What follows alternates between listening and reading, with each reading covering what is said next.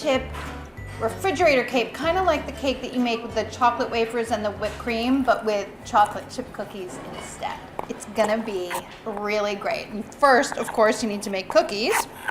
So I have 2 1/4 cups of flour, and this is a teaspoon of baking soda, and then 1 1/4 teaspoons of coarse salt. Whisk together. Make sure you whisk it properly because you want to make sure that your baking soda is well distributed in the dry ingredients. And then I have 2 sticks of butter, 1 1/2 cups of light brown sugar, and to that I'm adding 3/4 of a cup of granulated sugar.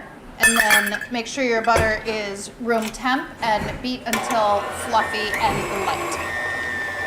You're looking for your mixture to get lighter and fluffier, but with brown sugar, I've said this before, it doesn't get as light and fluffy as with white sugar, so just keep that in mind when you're looking to see where you're going. It should be nice and well combined, and if your butter is soft, then it'll take no time at all.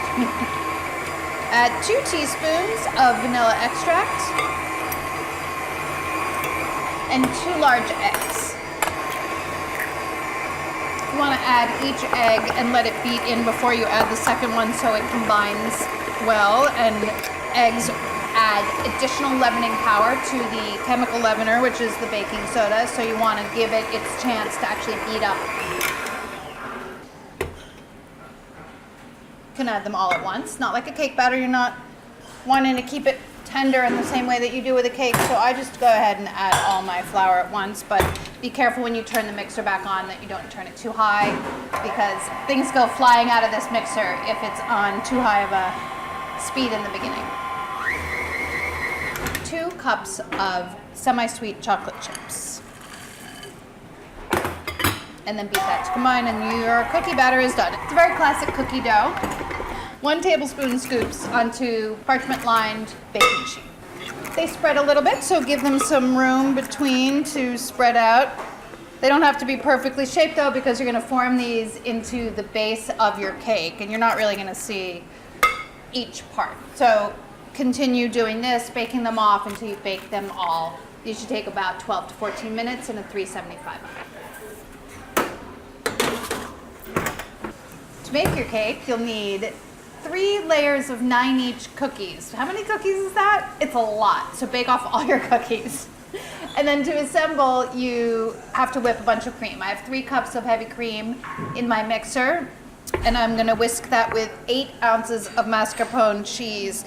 This adds richness, not that you need more richness, and a little bit of stability to the heavy cream, with 2 tablespoons of sugar. And if you like, you can add some vanilla, you can add some whiskey. It's up to you. And this is a tablespoon of whiskey. You can use bourbon, vanilla, whatever you want. You want to make sure your whipped cream is stiff enough to hold up all of those cookies. So it shouldn't be that loose, sort of pillowy whipped cream. The recipe doesn't say to do this, but I'm going to create a little layer of glue for my cookies on the bottom of my cake stand. But this way, when you layer your cookies on there, they won't slide all over the place. And it's delicious glue. So there. You can slightly overlap them. This works great. There you go. So each layer gets built like this, spreading the whipped mascarpone and cream between each layer. You'll need to do 7 layers. You want to go almost completely to the edge with the whipped cream. You'll need to use about 1 cup per layer. You want to overlap as little as possible because the whipped cream is what's going to soften these cookies and turn them into sort of cake layers. So you want to not have them overlap too much, but it's nice to have not too much space between them as well. So use your judgment. Keep layering until you've used up all of the whipped cream and all of the cookies, and then refrigerate it for at least 2 hours and up to overnight. You're definitely going to want to cover it so that all of the moisture stays in, doesn't get dried out or get any of those refrigerator flavors, but also the moisture from the whipped cream is what softens the cookies into the cake-like layers.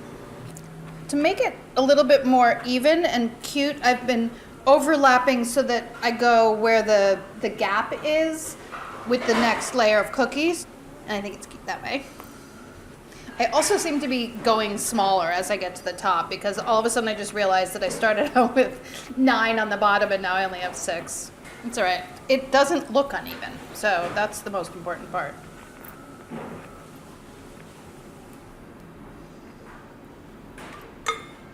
Okay. Final layer. Okay. That was the final layer. It should go into the refrigerator, and like I said, overnight. You probably want to cover it.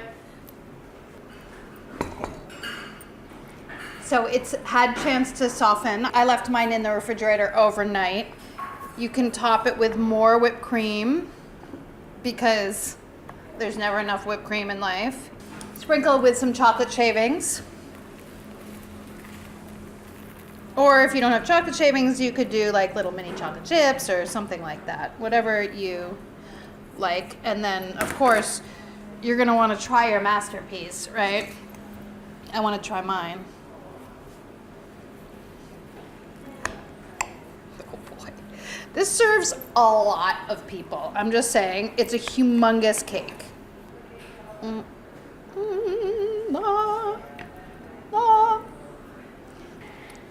I mean, the crazy thing is all that whipped cream, which was like 7 cups of whipped cream, all got absorbed into the cookies.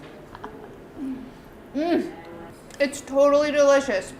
And it serves like 100,000 people. So make it for your next party and then thank me afterwards.